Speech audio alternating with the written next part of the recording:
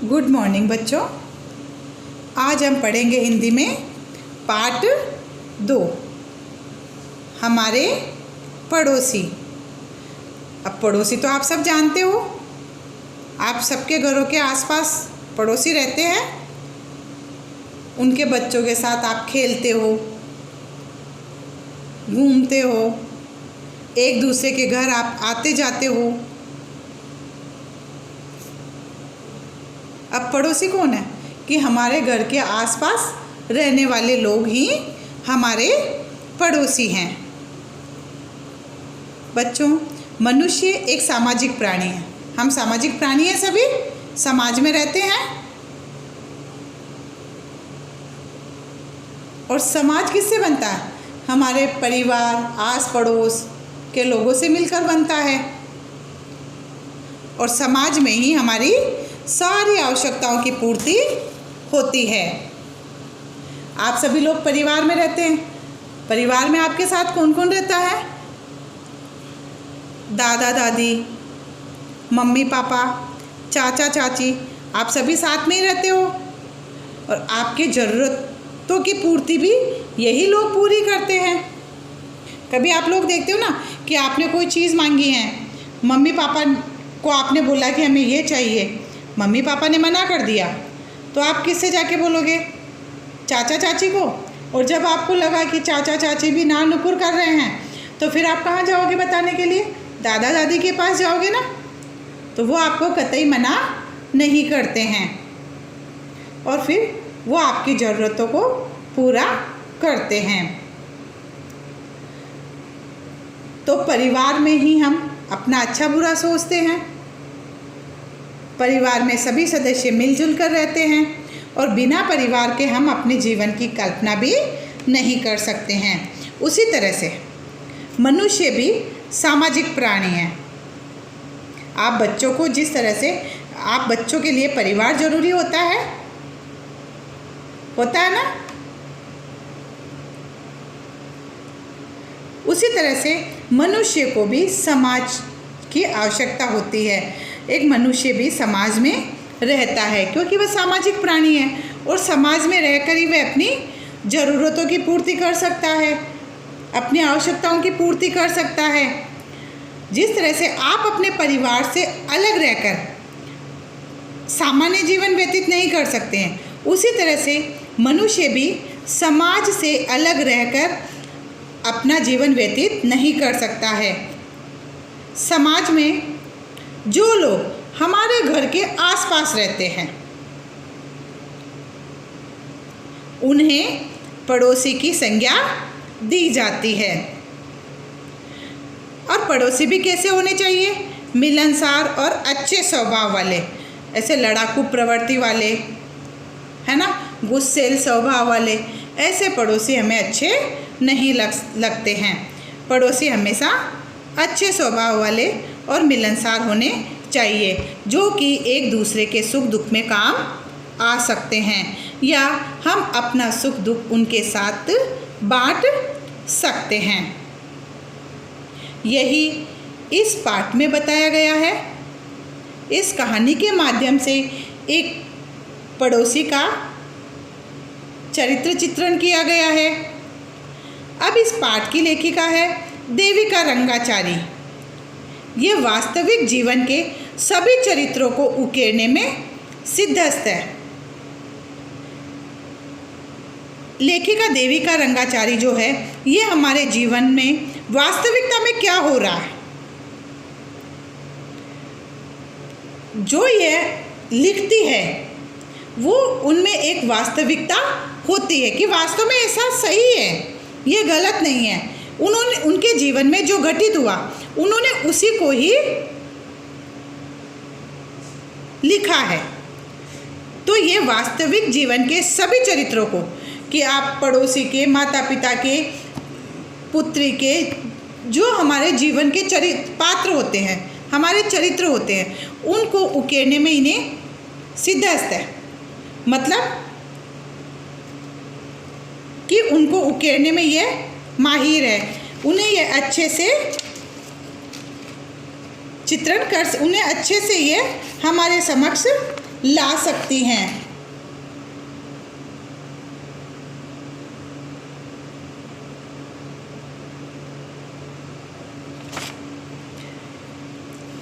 इस कहानी में गणित के अध्यापक जैसे कठोर चरित्र और पड़ोसी के रूप में पड़ोसी धर्म निभाने वाले, इस कहानी के माध्यम में उन्होंने किसके बारे में बताया था? एक गणित के अध्यापक के बारे में इस कहानी में वो बता रही है कि उनका जो चरित्र वो बहुत ही कठोर है। अब कठोर वो वास्तव में कठोर है या विद्यालय में वो बच्चों के साथ कठोर रहते हैं। फिर उन्हीं को एक पड़ोसी के रूप में पड़ोसी धर्म निभाने वाले चरित्र को एक साथ चित्रित किया है। अब एक ही आदमी अध्यापक भी है और वो भी गणित का, जो कि बहुत ही कठोर है, और फिर उसी को वापस एक पड़ोसी के रूप में चित्रित किया है।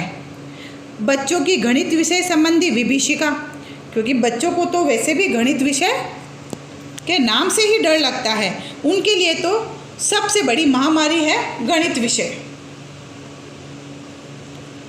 और फिर बच्चों में होती है स्वाभाविक चंचलता, खेलकूद की प्रवृत्ति और स्वाभाविक व्यवहार आदि का चित्रण इसमें उन्होंने किया है। तो यह कहानी एक भावना प्रधान कहानी है। इस कहानी में उन्होंने गणित के अध्यापक के बारे में बताया है और फिर उन्हीं के बारे में ये बताया कि वो एक पड़ोसी भी है। तो बच्चों, आप लोग अपने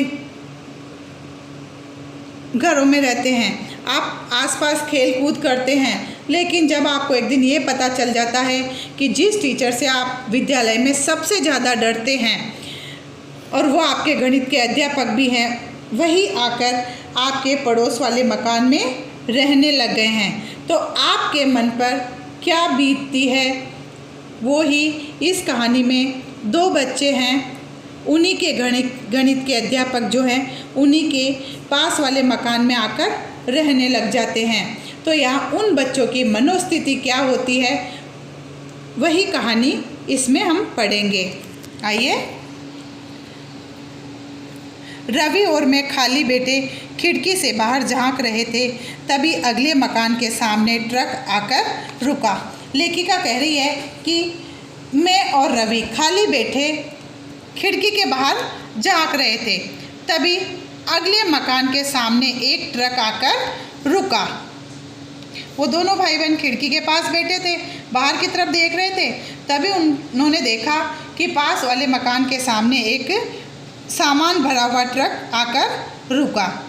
लगता है कोई आ गया है, मैंने कहा। तब लेखिका ने कहा कि लगता है कोई आ गया है, कि पास वाले मकान में कोई रहने के लिए आ गया है, मुझे ऐसा लग रहा है। अब क्या करें? हमने एक दूसरे की तरफ देखा और दोनों ने एक दूसरे की तरफ देखा। उस मकान का बगीचा पिछले महीने से हमारे खेल का मैदान बना हुआ था। वहाँ हम लोग घंटों मज़े करते थे।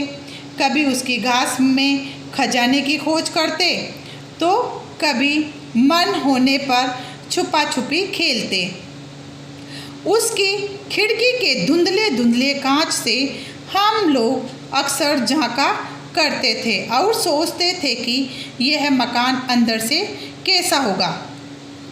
अब उन बच्चों को लगा कि इस मकान में कोई रहने के लिए आ गया है, तो उन लोगों को परेशानी हो गई, दिक्कत आ गई, क्योंकि पिछले महीने से, मतलब पहले भी पिछले महीने से उस मकान का जो बगीचा था वो एक तो बच्चों के खेल का मैदान बना हुआ था कि बच्चे रोज़ टाइम मिलते ही वहाँ बगीचे में खेलने चले जाते थे, या फिर वो लोग घंटों वहाँ उस बगीचे में बैठकर मज़े करते। कभी उसकी घास में खजाने की खोज करते, तो कभी वहाँ पर छुपा छुपी खेलते। अब वो बगीचा उनके पूरी तरह से खेल का मैदान बना हुआ था। और कभी कभी वो कांच की जो खिड़कियाँ बनी हुई थी जिन पर मिट्टी जम चुकी होगी, तो उन धुंधले कांचों से वो उस मकान के अंदर देखने का प्रयास करते और सोचते कि ये मकान अंदर से कैसा होगा। और फिर इन बच्चों को ऐसा लगता था कि ये मकान इतने समय से खाली पड़ा है तो ज़रूर इसमें कोई भूत रहने लग गया होगा। तो बच्चों में एक डर भी था। इसमें एक भूत है, रवि कहता।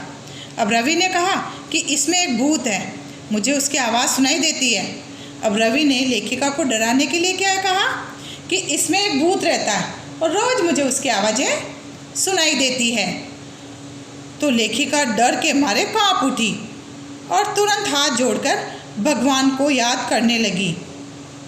हम लोगों को भी कोई डरा देता तो हम क्या करते हैं कि हम कहीं ऐसी जगह खड़े हैं और कोई हमसे मजाक करने के लिए हमें डरा रहा है, तो हम क्या करेंगे, आंखें बंद करके हाथ जोड़कर हम भगवान को याद करते और बार बार कहते, हे भगवान अब हमें बचा ले, हम दोबारा यहाँ कभी नहीं आएंगे या हम दोबारा इसके अंदर कभी नहीं देखेंगे।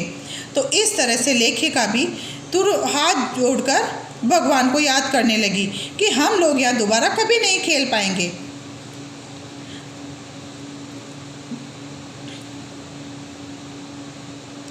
भगवान को याद करने लगी।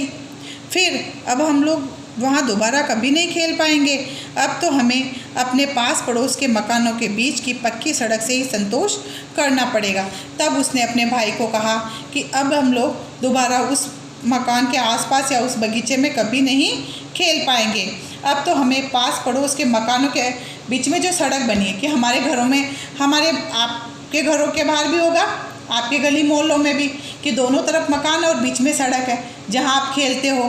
तो इन बच्चों ने भी यही सोचा कि अब हमें पास पड़ोस के बीच, मकानों के बीच की जो पक्की सड़क है उसी में ही खेल कर संतोष करना पड़ेगा, मतलब अब हमें वहीं पर खेलना पड़ेगा।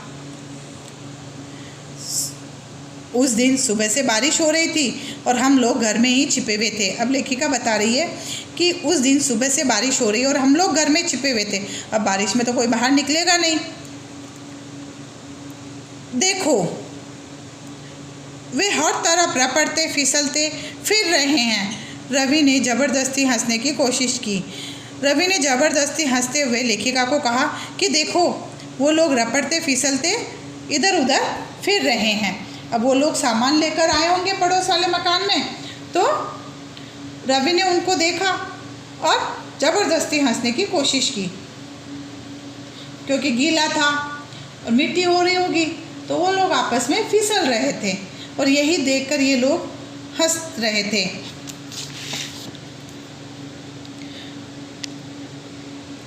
वहाँ कीचड़ ही कीचड़ है, उनके बक्से खराब हो जाएंगे। रवि ने क्या कहा कि वहाँ तो कीचड़ ही कीचड़ है और उसमें उनके बक्से खराब हो जाएंगे।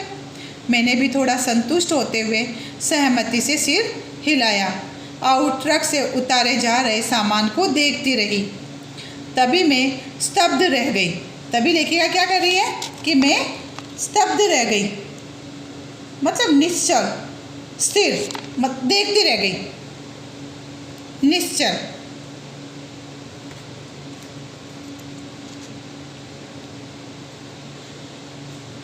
रह गई। मैंने रवि का कंधा पकड़कर जोर से हिलाया। फिर उसने रवि का कंधा पकड़ के जोर से हिलाया। वे तो शंकर साहब हैं। लेखिका ने क्या कहा उससे, रवि से, कि ये तो शंकर साहब हैं, और वह जोर से चीख पड़ी। उस दरवाजे से ही वे घुस रहे हैं। मेरा जुड़वा भाई रवि अविश्वास पूर्वक देखता रहा। जो रवि था वह लेखिका का जुड़वा भाई था और वह अविश्वास पूर्वक उनको देखता रहा। उसे विश्वास ही नहीं हो रहा था। बिना विश्वास किए, मानो कि ये बात सच ही ना हो, और इस तरह से वह देखता रहा। लंबे पतले चश्माधारी सज्जन सामान रखने वालों को निर्देश दे रहे थे। मतलब उसे अपनी आंखों पर भी विश्वास नहीं हो रहा था कि एक लंबे पतले और चश्माधारी सज्जन सामान रखने वालों को बार बार बता रहे थे, उन्हें निर्देश दे रहे थे कि कहाँ क्या रखना है, कैसे रखना है। तो देखकर भी रवि को तो विश्वास नहीं हुआ।